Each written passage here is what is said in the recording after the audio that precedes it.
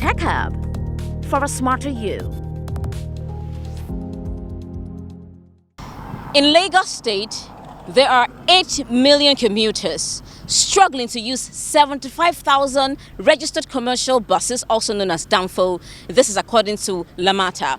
Now, these vehicles, alongside 5 million vehicles, are plying just a little over 9,000 road networks that connect the mainland to the island. This has shown that there is a lack in the road transportation system in Lagos. A group of entrepreneurs are trying to use technology to solve that problem. So why Treepz?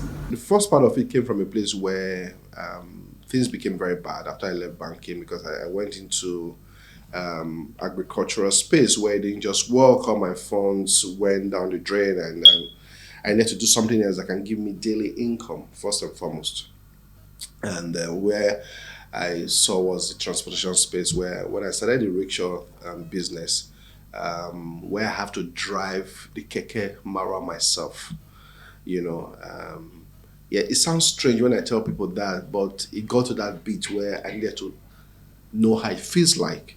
And when I did that just fast forward down the line, when I did that for about 2 years, from one keke mara, we grew to over 300 keke mara, where I managed over 300 tricycle operators.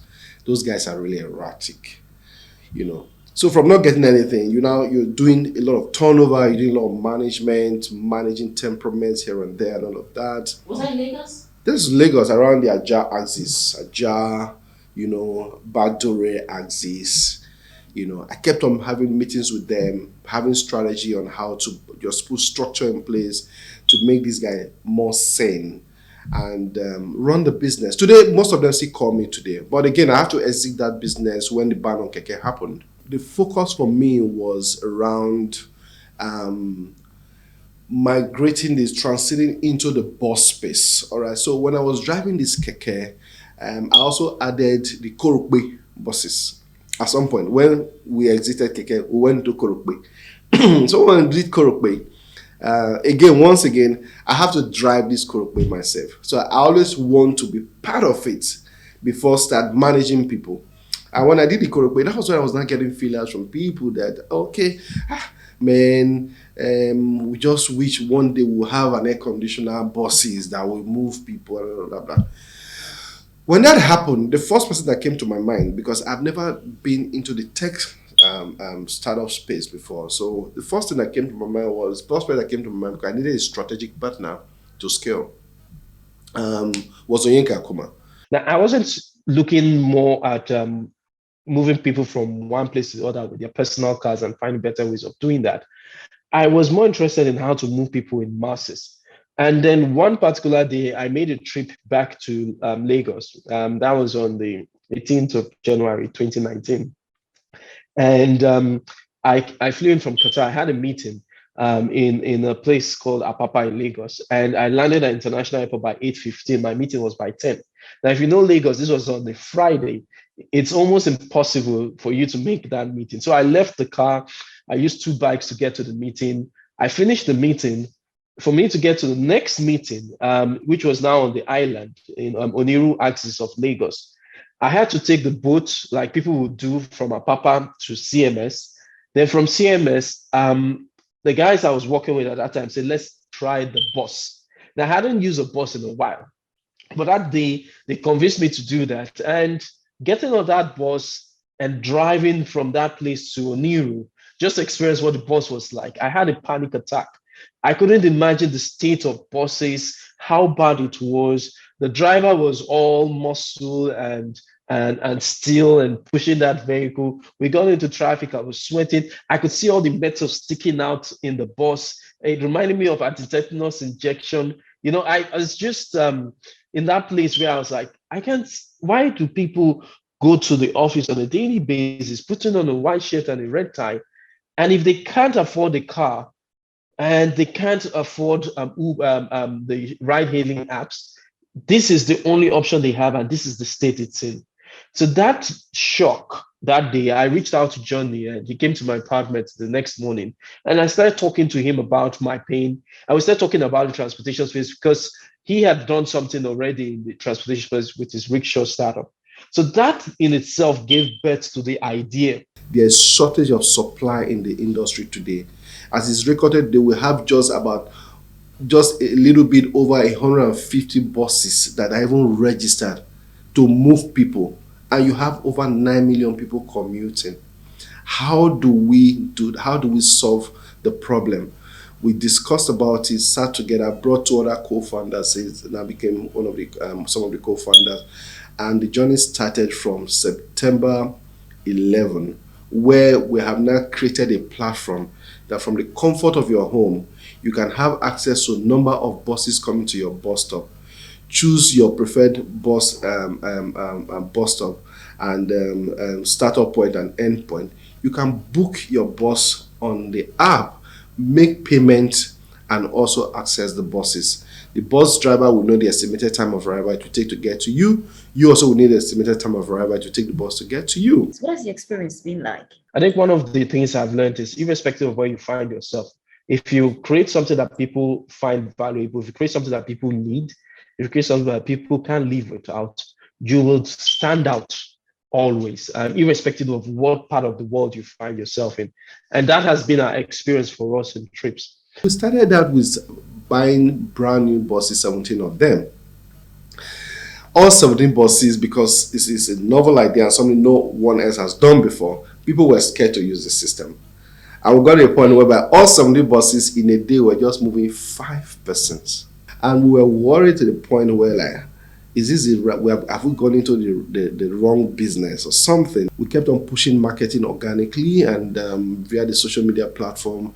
We kept on getting referrals. It started building from 5 to 20 to 30 in 6 months. In 6 months, we had completed 100,000 bookings on our platform. We expanded into Abuja, we expanded into Delta. Then we introduced a new product that allowed us to expand into 17 other states. And then very quickly, we acquired Starbus in Ghana to expand into Ghana. We acquired Uga Bus in Uganda to expand into East Africa through Uganda. And then all of a sudden, Treepz was now in 3 countries. What prompted your change of name, and what can smaller brands learn from that experience? Plenty Waka is something everyone understands in the Nigerian context because it has a pidgin end, which is waka, that we talk about, that relates to movement of people. But waka meant other things in other parts of Africa. And some of it were derogating derogative in the sense. So you could still get away with it by spending a lot of money to establish the meaning of the word waka in another context where it has a different meaning and make them understand that this is your meaning and that is it.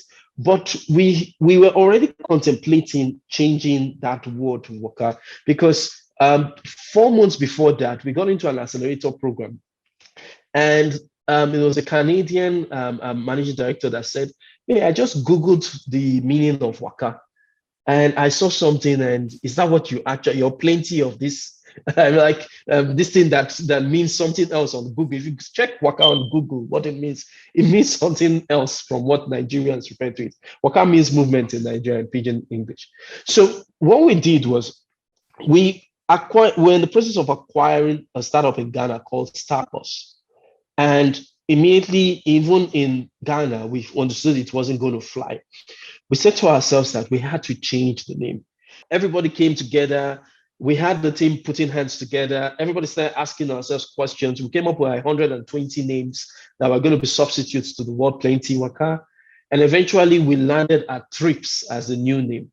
What will I say to small brands? You're going to do your research. If you're going to build a global brand, when you come up with a first name, make sure that name is one that is acceptable on a global stage. If you're building a local brand, if you're building a brand that is just going to sit in one market and all the people in that market will understand exactly what you're saying, then maybe you're fine with it. But once you start looking at building a global brand, I think it's good to take a lot of attention, pay a lot of attention to how you decide on the name and do the research on the name, because the name of the business becomes the essence of that business. What challenges is the Nigerian road transport sector facing? And what opportunities can we get out of it? You don't get from investors' perspective, you don't get a lot of people wanting to play in their space. From partnership perspective, you don't also have a lot of partnership in this space, because a couple of things as it affects structure, as affects lack of operational technology that monitors operations on a daily basis. All these things have been lacking, and a whole we're just losing data from the government point of view and all of that. Especially for I will give you a typical example. When I was doing the rickshaw space, we scaled faster because at some point we have to prove to people that, yeah, you can actually invest in this business. A lot of people shy away from it because of the issues they go through, because they can't track numbers, they can't track revenue. It is what the operators tell you on a daily basis that you just believe. So because their lack of the space have not been fully digitized, people are skeptical to go actually into this space. So if we were to talk to the government on how to leverage transportation and also leverage digitization or technology to improve and scale up transportation in Nigeria, what would they be? We should look at data, platform to structure the movement of people, and investment in the infrastructure that makes it even more seamless, so that we get more value from the assets that we're investing in, which are the vehicles. If you want to go into the public transportation space, you can actually do more of partnerships. 2-3 people coming together to crowdfund a vehicle. You start from there and you start scaling it over. Because if you want to wait till you get everything, you might not really start it. This public transportation, they waste time, and they were unlike trips. Your comfort is assured, so no need of, please, can you shift for me? And a lot of them will be sweating. But in trips, they give their riders respect. If you see how they attend to us, oh my God, they attend to us very well, in a good way. Ma, can I have your bag? Please, can you go in? Good morning, ma, good afternoon. I love that. I love respect. So they give me that. Okay, from my house, I have to book a bus online with their app. So I have to touch a bus that is online, then have to book. So from my house, I have to time myself. So know when the bus will move, how many seats are available. So you move from Abramadesea to CMS. Technology will make you not to move around with cash. You can equally to fund your wallet.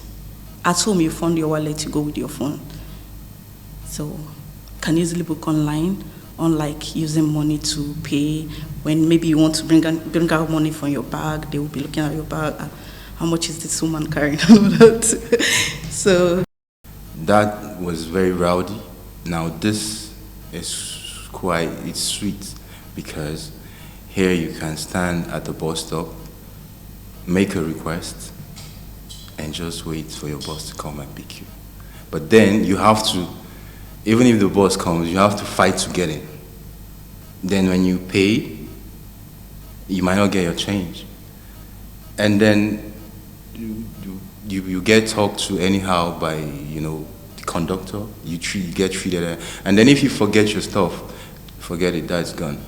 But here in this kind of situation, you can actually find your missing item in case anything like that happens. So it's different, and I've had a lot of people, and then you meet reasonable people on the job. We are called heroes. So there's a mentality that's been instilled in us from the company. We're actually saving people. We are moving people. We're not just being treated anyhow. We're being treated with, respect. The trainings have helped reshape some of our thinking before we started the job. Because before we started the job, it wasn't, believe me, the thinking wasn't the way it is right now, So they've kind of like reconfigured what we came with. So it's really helped me personally, you know, move from where I was mentally to this state I am in right now. What has driving taught you about life? Driving is life itself. So when you're driving, the way you maneuver, the way you move, you avoid obstacles, you know, a whole lot of things you face on the road. Those are really interesting things. They make my day as a person. It's kind of fulfilling to do that, to see that people actually depend on you to get to work and to home every day. It's kind of something like, if I don't even get out a day, I don't feel good. That's how it is. I like it. I like moving people. I'm doing the job because I like it. If there was one thing you wanted to tell the Lagos State Governor to get out of the road, what would that thing be? That should be Agberos, because they pose nuisance on the road, seriously. And sometimes, because they are trying to stop all those other buses that are not doing technological-driven service, they now cause a lot of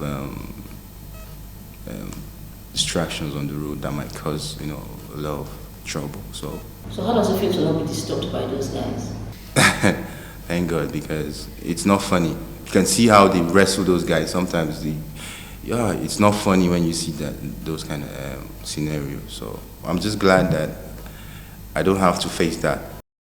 If a few Nigerians can have ease of public transportation with something as simple as an internet-enabled device, do we have to continue with the old way of doing things? The opportunity for the road transportation sector in Lagos and by extension Nigeria is enormous.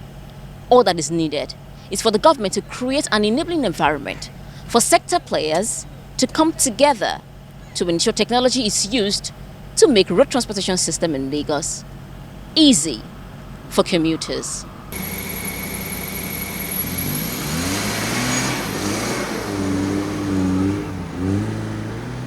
On Tech Hub, we help you understand how tech can impact your life. Your phone and your SIM card is going to be a bigger asset. With the power that we have with social media, with the digital space right now, you can be anything you want to be.